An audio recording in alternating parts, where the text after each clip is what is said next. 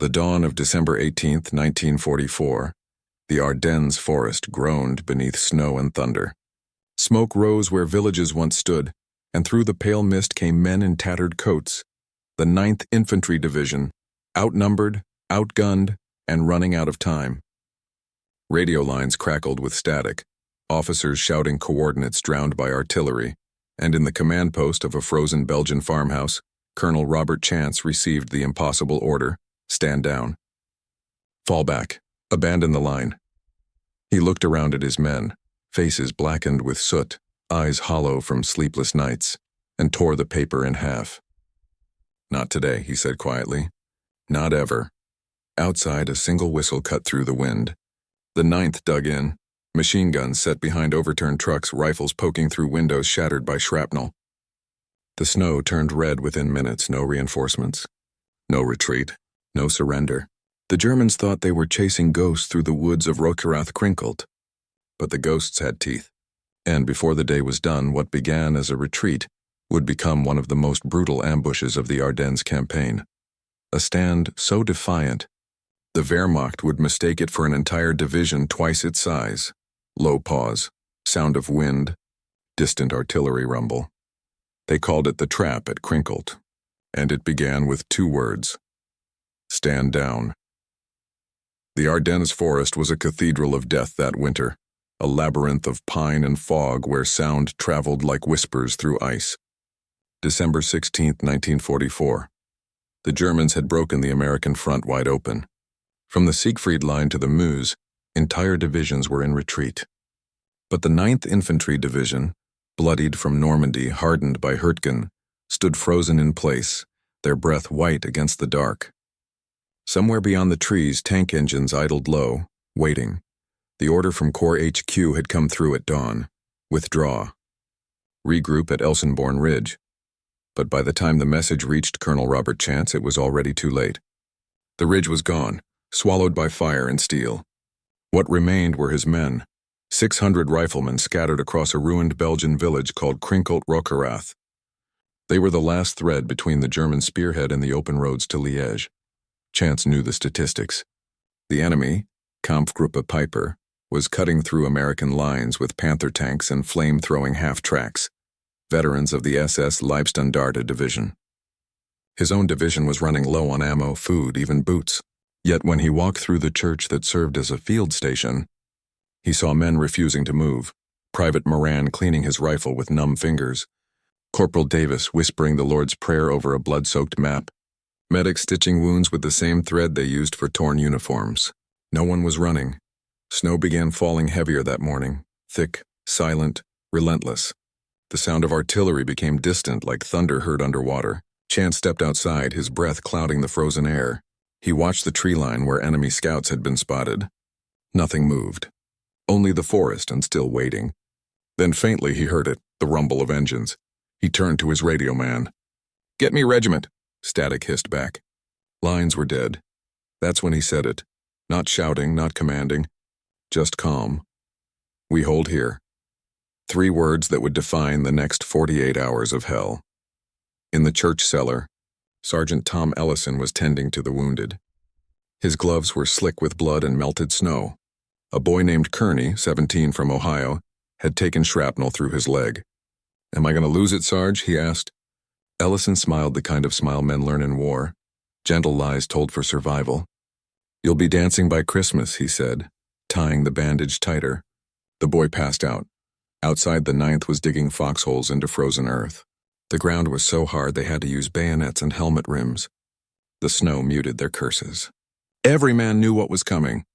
The Germans were regrouping for another push toward Elsenborn. They wouldn't expect resistance here. That was the plan. By noon, scouts confirmed what Chance already knew. Armor massing to the south, infantry spreading along the ridge.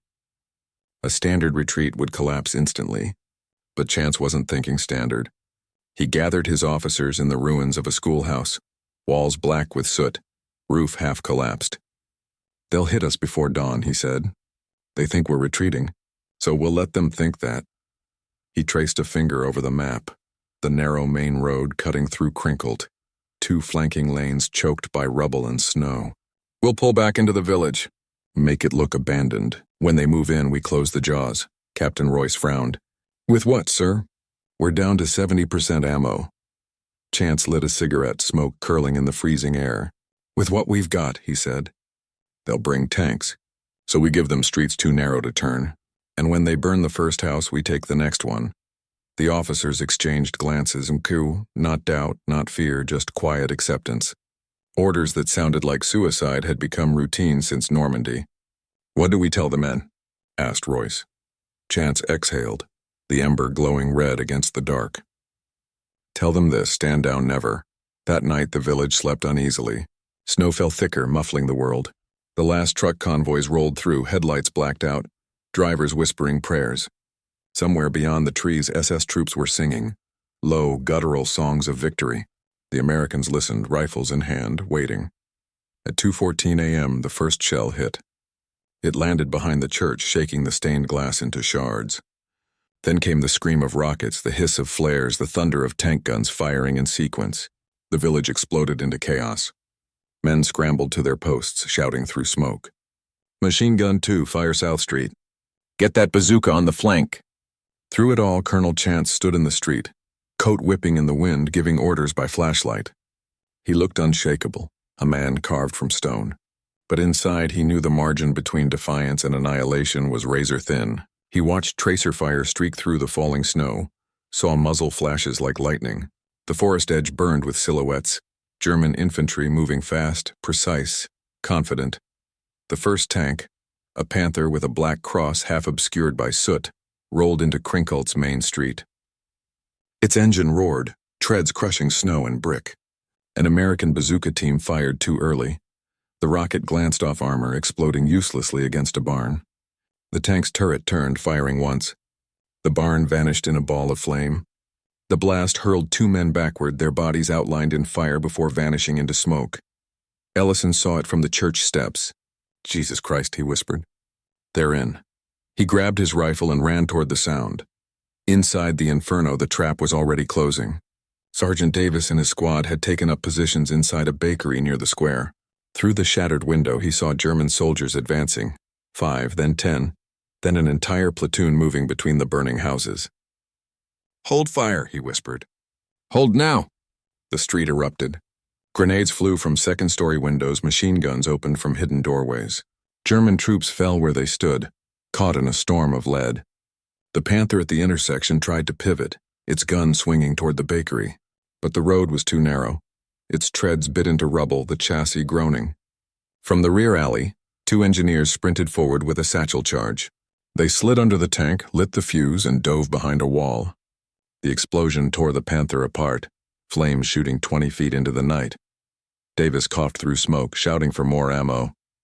His loader, a kid named O'Neill, tossed another belt into the Browning. Keep feeding it, Davis yelled. Through the window, he saw shapes still coming, relentless like shadows in the snow. He fired until the barrel glowed red. By dawn, the main street was a graveyard of twisted metal and bodies frozen where they'd fallen. The snow no longer white but gray, soaked with ash and blood. The 9th still held. Barely. In the cellar beneath the church, Ellison checked on his wounded again. The boy from Ohio was alive, barely. He squeezed his hand. You're still here, Ellison said. The boy tried to smile. Still dancing, he whispered. Above them, Colonel Chance radioed headquarters through the static.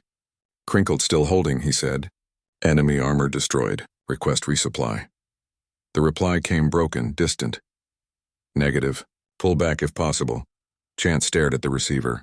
He could have ordered retreat. No one would have blamed him. Instead, he said quietly, We're not moving. He set the radio down and stepped into the cold. The dawn light broke through the smoke, pale, weak, but real. Around him, men were digging in again, faces streaked with grime, uniforms stiff with ice. He saw in them the same thing he'd seen since Normandy. Exhaustion, yes, but something else, too. A stubborn, unbreakable pulse. The 9th Infantry had no glory to win, no headlines to claim. But in that frozen village, surrounded and half forgotten, they found what every soldier prays for, a reason to keep standing. And as the snow began to fall again, soft and endless, Colonel Chance whispered the words like a vow. Stand down? Never. The morning of December 19th arrived, not with light but with smoke, a gray dawn that seemed to choke the sky itself. Crinkled had become a skeleton of brick and flame. Roof beams jutted from snow like broken ribs. Walls leaned inward as if exhausted from holding up the world. The 9th Infantry was now split in two, half in the village ruins, half in the forest beyond. Every man alive had frost-bitten hands, eyes red from smoke, and the look of someone who had stared too long into hell and refused to blink. Colonel Chance walked the line in silence. His breath plumed through the air, his boots crunching over frozen corpses buried beneath snowdrifts. Each step was a decision. He passed Sergeant Ellison's aid station, a cellar lit by 2 candles, the air heavy with iodine and gunpowder. Wounded men lay side by side, their faces gray, their breaths shallow. "We're out of morphine," Ellison muttered. Chance nodded once and moved on. There was no point in asking what else they lacked. The answer was everything. At 800 hours, the first recon reports came in on a movement to the east. Piper's men were regrouping after last night's disaster. They had lost 2 tanks and 30 infantry, but their response would be merciless. The Germans didn't retreat. They erased. Colonel Chance studied the map spread across the hood of a wrecked jeep. "They'll come down this road," he said, tapping the northern approach. "We'll draw them in deeper. Davis, your squad holds fire until they're past the crossroads. Then close it behind them." "Sir, that means we're cutting ourselves off," Davis said. Chance looked up. Exactly. Outside the village, the forest was alive with quiet movement, shadows slipping between trees, boots whispering over snow. The 9th's engineers had laid mines under fallen branches, rigged wires across narrow paths. Every corner of Crinkled had been turned into a kill zone. What they lacked in numbers, they compensated with patience and fury. At 09:13, the German artillery began again. Mortars whistled down, shells slamming into ruins with the dull thump of giants' footsteps. Trees splintered, snow burst into smoke. For 2 endless minutes, the world became nothing but sound and debris. Then silence. The kind of silence that made men pray without knowing they were doing it. Through the haze, dark figures appeared, SS grenadiers in snow camo, rifles at the ready, advancing in perfect discipline. Behind them came the tanks, 3 Panthers, their turrets glinting in the pale light. One bore a skull painted on its side. Davis crouched in the second-floor window of the bakery, finger resting on the trigger. "Wait," he whispered to his men. The enemy moved closer, the first ranks entering the square. Boots crunched on frozen stone. The Panther rumbled past the crossroads. Davis waited until the second tank crossed the threshold. Then he fired the flare. Hell erupted. The first explosion came from beneath the lead tank, a mine buried under a pile of bricks.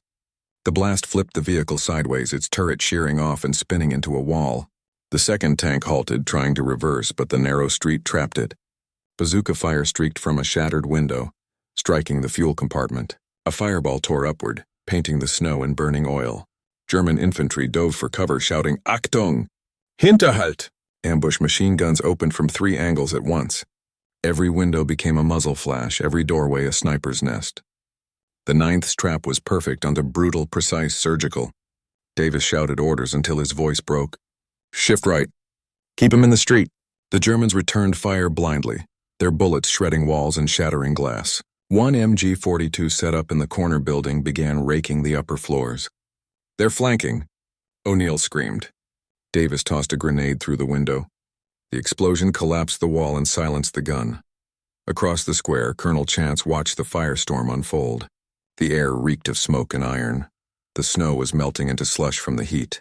He could barely hear the artillery anymore, just the relentless staccato of rifles, the whoosh of grenades, the occasional scream cut short.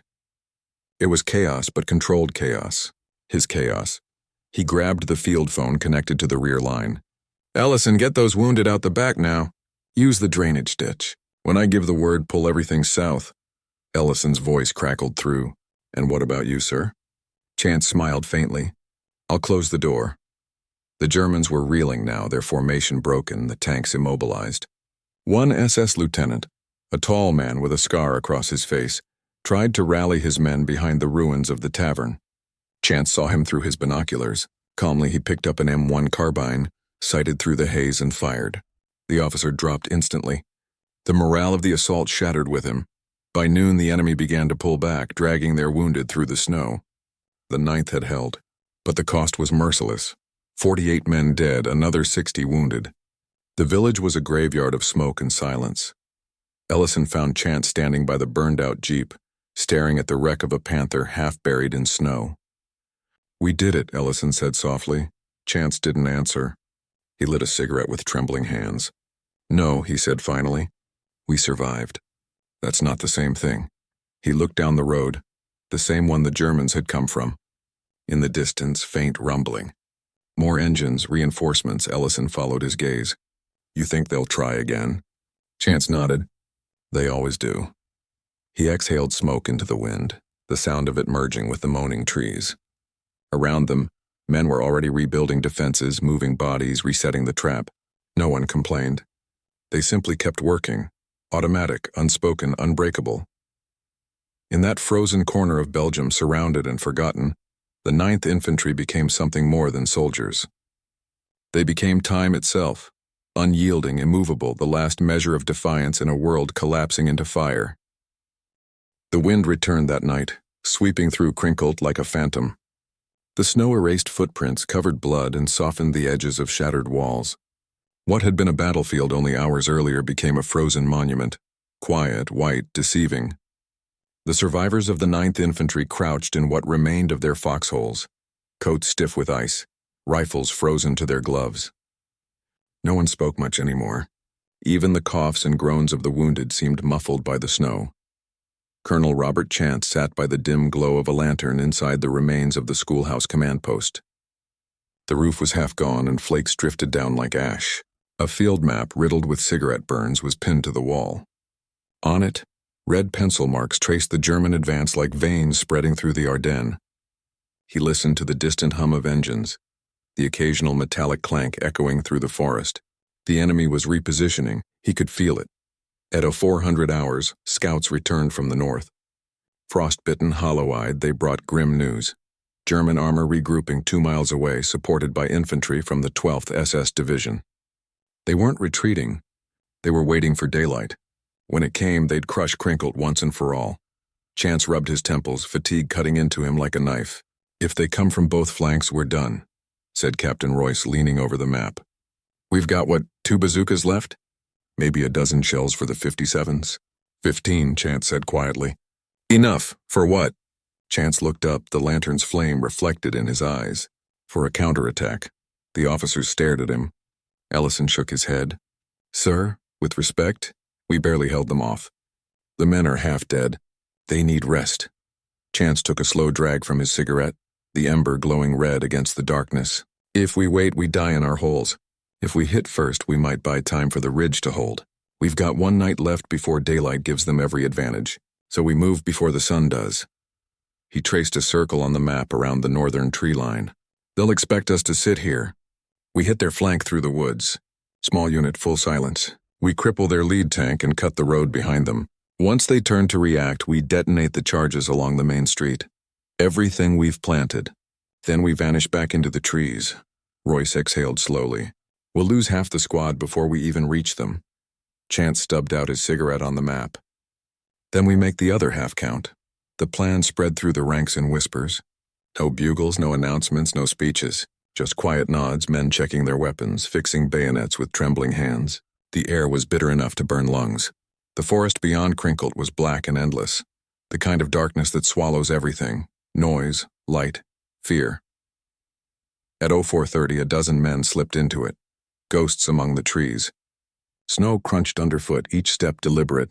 Sergeant Davis led the column, his rifle slung across his chest, face wrapped in a scarf turned stiff with frost. Behind him moved Corporal O'Neill, carrying the last satchel charge. Somewhere in the rear, Ellison trudged forward, his med kit clinking with every step. No one spoke. They could hear the low grumble of tank engines ahead, the occasional guttural shout in German. When they reached the ridge overlooking the road, Davis raised a hand.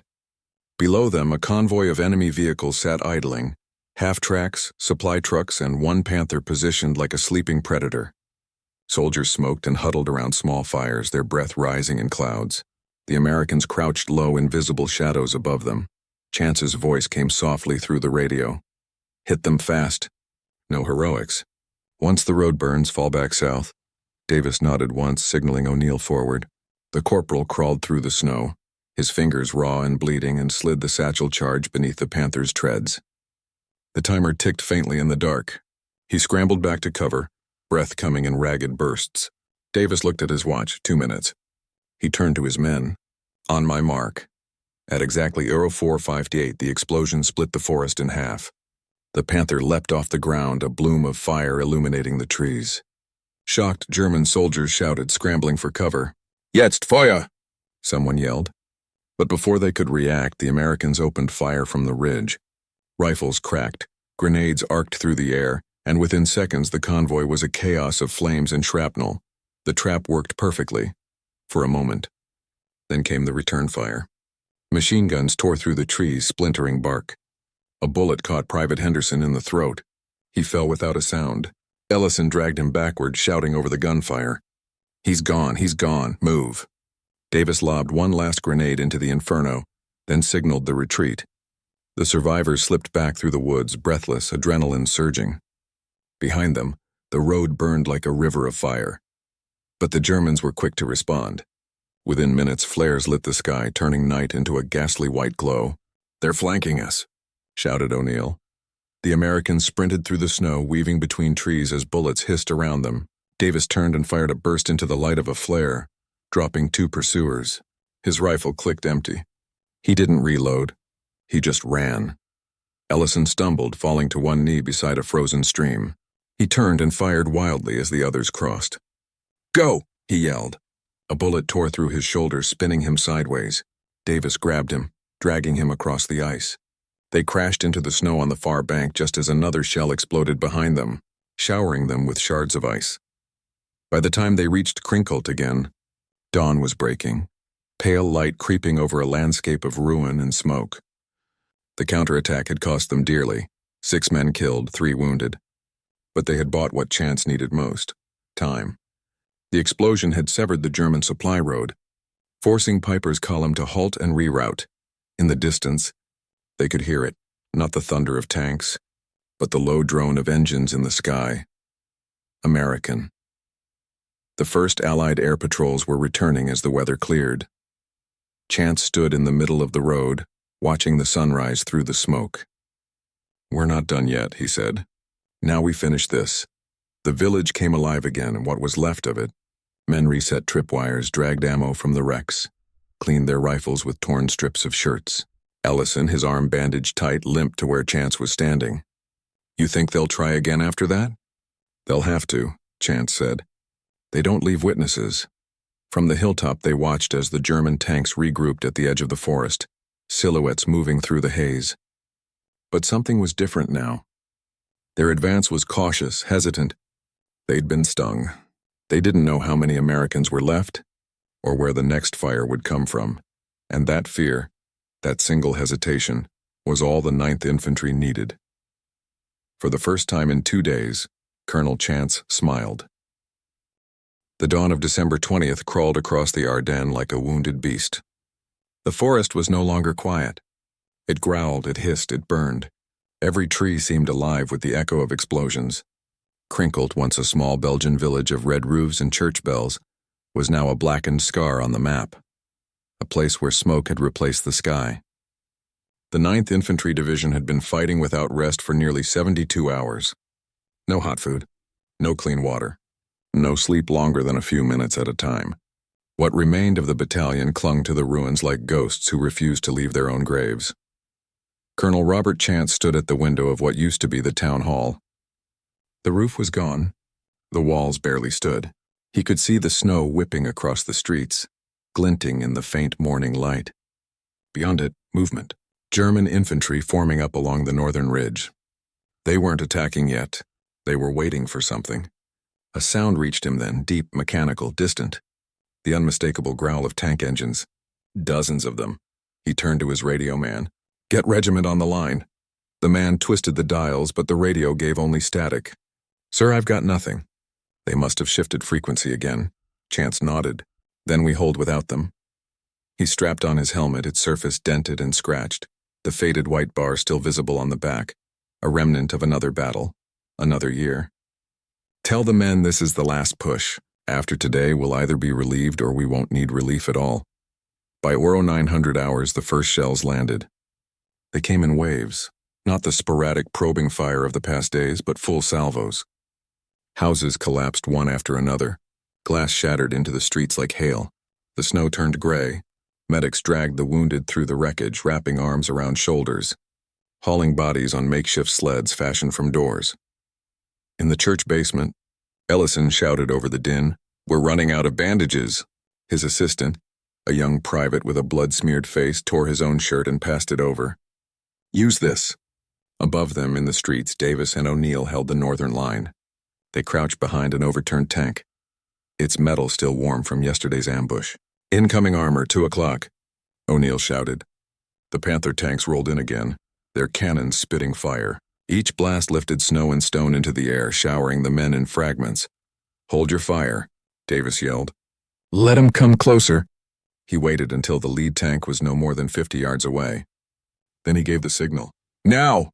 The bazooka fired, a plume of smoke and flame. The rocket struck the Panther's front armor, detonating in a shower of sparks but failing to penetrate. "Didn't even scratch it," O'Neill cursed. The tank turned its turret toward them, the massive gun adjusting with terrifying precision. Davis didn't think. He grabbed O'Neill by the collar and dove behind the wreck a second before the round hit. The explosion turned the air into thunder. They landed hard, ears ringing, snow and debris raining down. "We need more firepower," O'Neill gasped. "There isn't any," Davis said. "We're the firepower." At the command post, Chance coordinated the defense through what was left of the field phone lines. "Tell 1st Platoon to fall back to the ridge. 2nd covers the retreat. 3rd, the line went dead mid-sentence. He slammed the receiver down, grabbed his carbine, and ran into the street. The town was a storm of movement, men sprinting between buildings, machine guns chattering, mortars whistling overhead. Smoke blanketed everything. Chance could barely see 5 yards ahead. He moved through it like a man possessed, shouting orders that vanished into the wind. "Get that 30 cal on the flank. Keep your intervals tight." A shell landed nearby, throwing him to the ground. His helmet flew off. His ears rang. When he opened his eyes, the snow was red. He crawled to his feet, blood trickling from his temple. "Colonel, you're hit," someone shouted. "Just grazed," he said. He wasn't sure if it was true. By midday, the Germans had breached the outer defenses.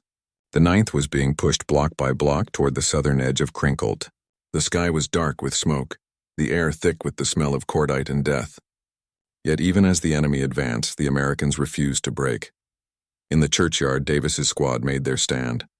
The Panther that had survived the earlier ambush now sat like a beast at the gate, its gun sweeping side to side. "We can't hold this," O'Neill yelled. "Yes, we can," Davis said, eyes locked forward. "We just haven't done it yet." He pulled the last anti-tank grenade from his belt, lit the fuse, and sprinted through the snow. Bullets snapped around him, hitting stone and flesh. He threw himself against the tank's hull, shoved the grenade beneath the track, and rolled clear. The explosion ripped the tread apart, the tank screeching to a halt. Davis lay on his back, chest heaving, snow falling softly around him. "Told you," he whispered. As the battle raged, the sky began to change. The clouds parted slightly, a rare gap in the winter storm. Through it came a sound like salvation itself, the distant whine of P-47 Thunderbolts. Allied air support had finally arrived. "Get down," someone yelled. The planes screamed overhead, their machine guns roaring, rockets streaking toward the forest. The first salvo hit the German armor just outside Krinkelt, igniting them in bursts of fire. Men cheered between the cracks of gunfire. "They're ours. They're ours." Chance watched from the street, eyes squinting against the glare. He had seen hundreds of airstrikes in France, but none like this. Each explosion felt like divine judgment, the earth itself choosing sides. But victory was still far away. The Germans, though mauled, kept coming. The SS were relentless, advancing over their own dead, firing from the hip, shouting "Vorwärts" through the chaos. For every tank that burned, 10 more soldiers filled the gap. At 1600 hours, with ammunition nearly gone, Chance made the call. "We fall back to the last line, the churchyard. If they take it, they take us." The remaining men withdrew step by step, dragging wounded and covering each other. Snowflakes drifted through the smoke. settling on helmets and rifles. It looked almost peaceful, like the war itself was pausing to watch. Inside the church, Ellison tended to a pile of wounded men stacked like cordwood. His hands were numb, his uniform soaked in blood. "You can't save them all," one soldier muttered weakly. "I'm not trying to save them all," Ellison said, voice hoarse. "Just the next one." As dusk fell, the last German push began. Machine guns rattled, mortars crashed, and the air was filled with the scream of shells. The church windows shattered inward, raining glass onto the pews. Chance stood by the altar, firing through the broken doorway. Davis, limping from his burns, reloaded beside him. "Sir," he said, voice raw, "they're everywhere." Chance nodded. "Then we've got them where we want them." The final firefight was chaos incarnate. The interior of the church became a furnace, muzzle flashes lighting the stained glass, flames crawling up the wooden beams. Men fought hand to hand among the pews, bayonets clashing, rifles cracking in point-blank bursts. Outside, O'Neill manned a machine gun until it ran dry, then used it as a club. When it was finally over, the snow fell again, thick and silent. The Germans had pulled back, their advance blunted once more. Crinkled was nothing but ash and ruin. Of the 600 men who had started the stand, fewer than 200 could still fight. The rest lay scattered, and some buried, some beyond saving.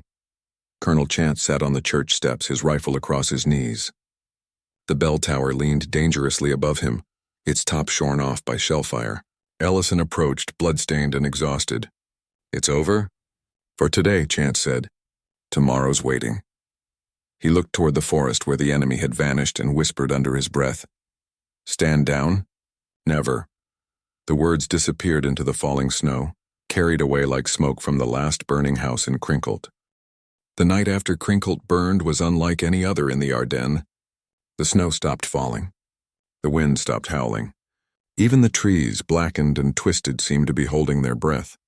In that frozen stillness, the men of the 9th Infantry Division sat among the ruins, what was left of them, staring into the faint embers of their own endurance. The air smelled of oil, blood, and pine smoke. No birds, no engines, just silence, heavy and total. Colonel Robert Chance stood at the edge of the village where the forest began. His overcoat was torn, his gloves burned through at the fingertips. His eyes, red-rimmed and sunken, swept across the snowfield where yesterday's battle had raged.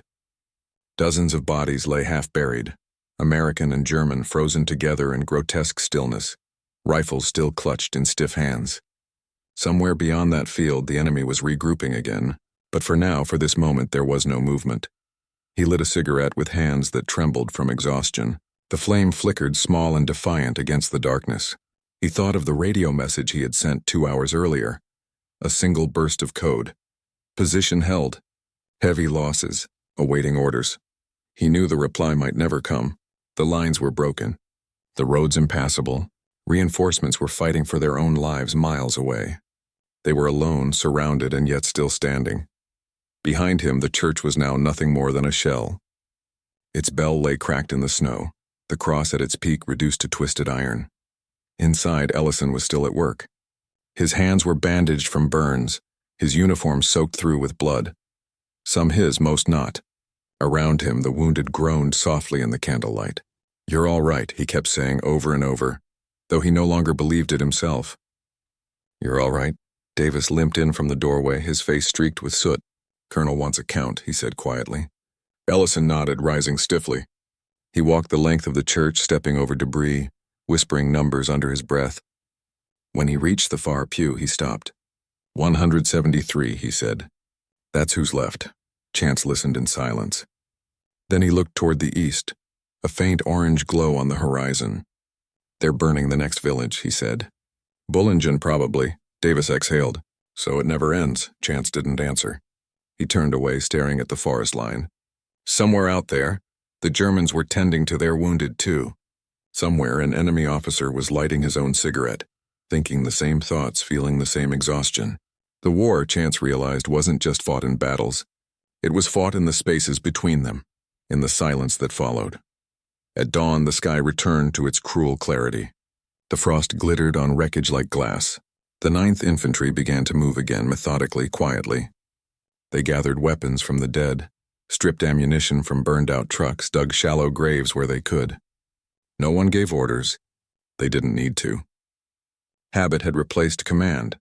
Ellison found Davis kneeling beside a snow-covered body, one of the enemy, young, barely 20. The German's fingers still clutched a photograph of a woman and child. Davis gently removed it, studied it for a moment, then placed it back in the man's hand. He was just doing his job, he murmured. So were we, Ellison said. Chance appeared behind them. No, he said quietly. We were doing more than that. He looked out over the ruins, the snow rising in faint gusts, the air heavy with smoke. We were proving something, Davis frowned. Proving what, sir? Chance turned to face him. That even when the world falls apart, men can still stand. That matters. The three men stood there for a moment, surrounded by silence, and the kind that felt like memory itself. Then Chance adjusted his helmet, slung his rifle over his shoulder, and began walking toward the southern road. The others followed. They passed the Panther wreck, half buried in the snow, its metal still black with soot. A crow landed on the barrel, pecked at the ice, then flew away. In the distance, faint engine noise. Not German this time, but American. The sound grew, rising from a low hum to a full roar. Trucks, jeeps, reinforcements, sir, Davis said, eyes widening. That's... Chance raised a hand. Don't say it. Not yet. Moments later, the first convoy rolled into the square. Vehicles marked with white stars, medics jumping out, officers shouting orders. Relief at last. The exhausted soldiers of the 9th stumbled toward them, some laughing, some crying, some too numb to react at all. Ellison leaned against a wall, eyes closing, tears freezing on his cheeks. A young lieutenant from the reinforcements approached Chance. Colonel, we've been trying to reach you for 2 days. Command thought Crinkle was lost. Chance took one last drag from his cigarette and flicked it into the snow. So did the Germans. The lieutenant looked around at the destruction, the burned tanks, the shattered buildings, the bodies half buried beneath frost. How the hell did you hold this place? Chance's answer was simple, his voice low and even. We were told to stand down. We didn't. That evening, as the relief column secured the perimeter and medics evacuated the wounded, the light began to fade again. The sunset painted the sky in soft bands of gold and violet, reflected in pools of melted snow. For the first time in days, the guns were silent. Chance walked alone to the ridge north of the village, the same spot where the counterattack had begun. From there, he could see the whole battlefield spread out below him, smoke rising in slow curls, frozen rivers glinting like glass, the silhouettes of the men who had fallen, unmoving but eternal in the snow. He reached into his pocket and pulled out a small piece of paper, a torn corner of a map. On it, scrawled in pencil, were 3 words, "Hold the line." He folded it once, tucked it back into his coat, and stood there until the last light disappeared. The war would move on, to the next town, the next river, the next ruin. But here, in this place, the 9th Infantry had carved something into history that no bomb could erase. A moment of pure defiance forged in cold and blood and belief. The silence that followed wasn't emptiness. It was peace, the kind only earned when men have given everything they are and found against all odds that it was enough.